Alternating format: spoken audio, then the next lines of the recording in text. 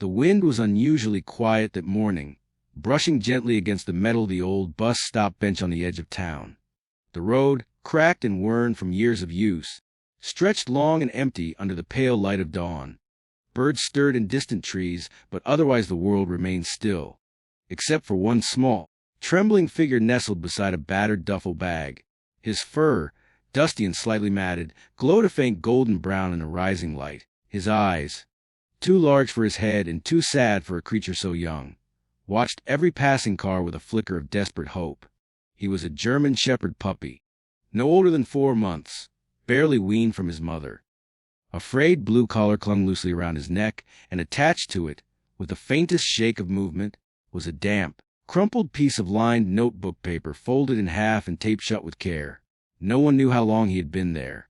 People walked past, some casting quick glances, some with lingering concern, but none stopping. The kind who still noticed animals in a world gone too fast were fewer and fewer, and this puppy had already learned what loneliness felt like. Each time a person neared, his ears perked up, tail giving a hopeful twitch.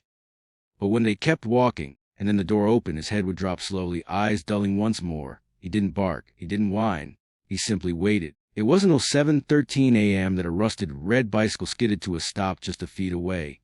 It belonged to Alina Rivera, a 13-year-old girl with wild curls tied back with a pencil and a back twice her size. She was on her way to school, reluctantly as always, pedaling the same cracked route she'd taken every weekday since 5th grade. But that morning something made her slow down.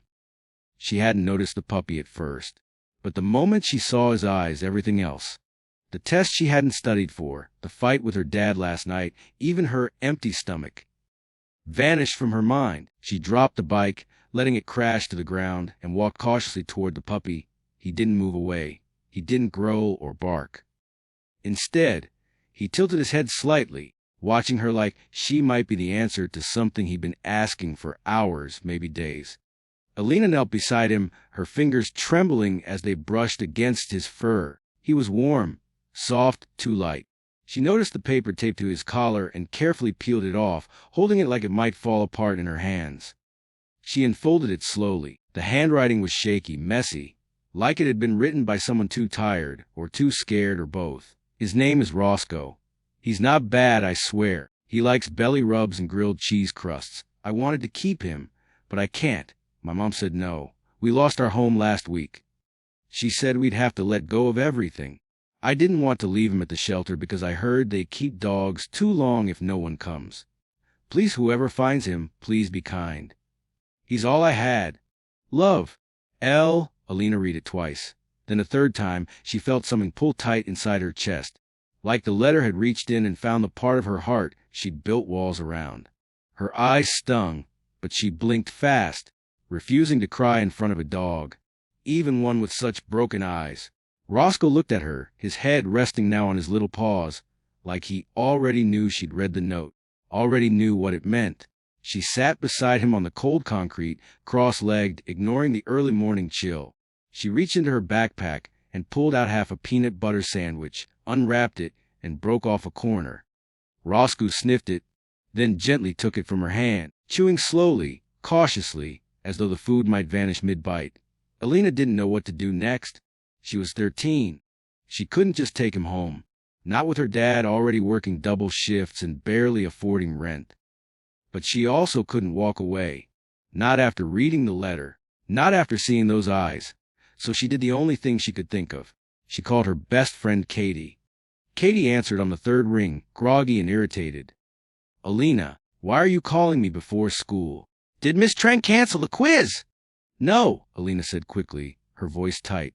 I found a dog. Katie paused. A what? A puppy. A German shepherd. He's at the bus stop on Maple. Someone left him here. There was a note. It's bad, Katie. Bad like he bites. Or bad like you're going to start crying again. Alina ignored the jab. Bad like someone left him here because they had no choice. And then the door opened. Bad like he's been sitting here waiting. Katie didn't say anything for a second. Thing? Stay there. Then the door opened. By the time Katie arrived with her older brother's hoodie wrapped around her shoulders, Roscoe had finished the sandwich and was curled up against Alina's thigh, She hadn't moved, afraid that even shifting too far might make him think she was leaving too. Katie sat on Alina's other side, quiet for a long while as she read the note herself. "What do we do with him?" Katie finally asked, her voice unusually soft. "I don't know," Alina whispered, "but I'm not leaving him." They stayed that way for nearly an hour, skipping school without caring. Kids passed by, staring, but none approached. It wasn't until 9:08 a.m. that a woman in a dark green SUV pulled over. She wore scrubs, hair pulled into a messy bun, and looked like she hadn't slept much. Her name was Dr. Lily Hammond, a local veterinarian who volunteered at animal rescue events when she could spare the time. She had seen the girls from her rearview mirror, and something told her to stop. "What's going on here?" she asked gently as she approached. Alina stood up slowly, not wanting to scare Roscoe. "He was left here. Someone wrote a note." Dr. Hammond read it without speaking. Her brows furrowed, her eyes darkened. Then she looked at Roscoe, knelt down, and examined him with practiced, gentle hands. After a moment, she said, "He's underweight. Not sick, but definitely neglected recently.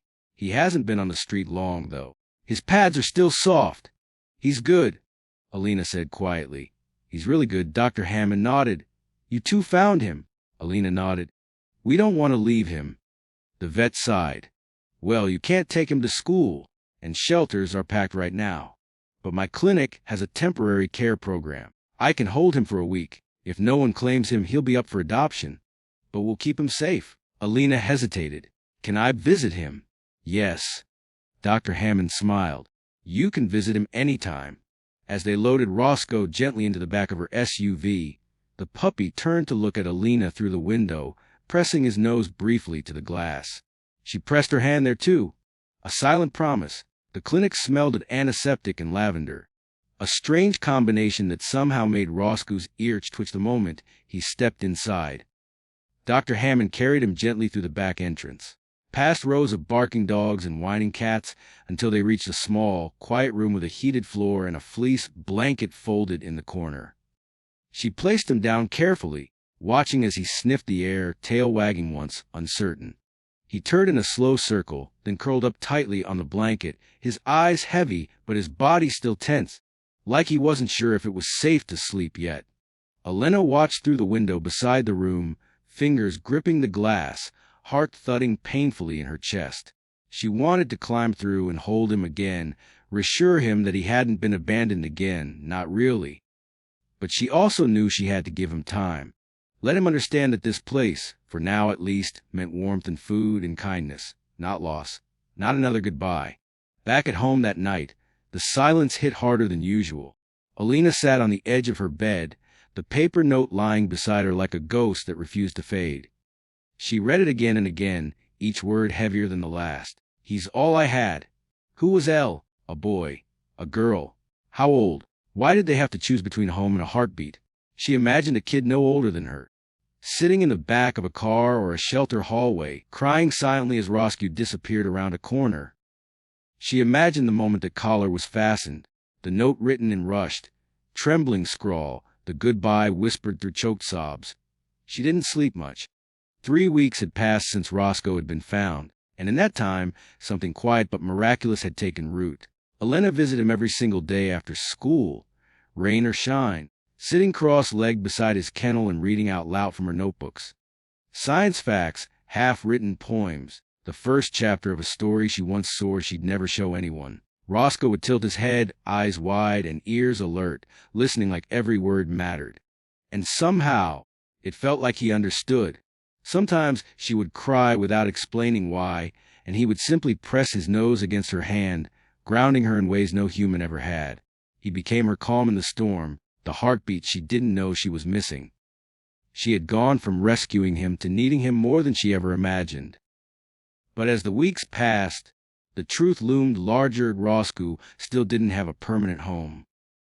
The shelter couldn't keep him forever, and though Dr. Hammond was doing everything she could, things were getting tight.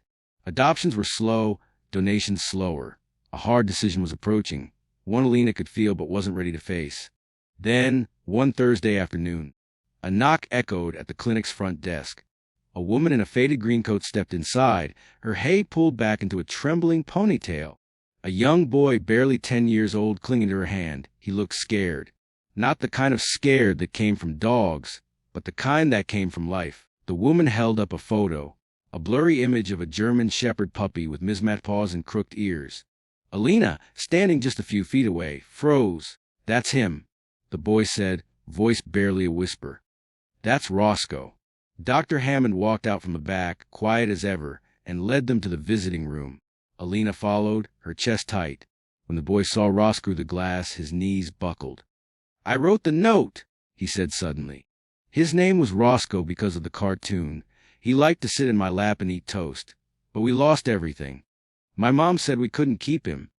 We were living in our car. We're not anymore. We got help. We have a little apartment now. It's small, but it's home. Alina looked at him and, without a word, reached into her backpack.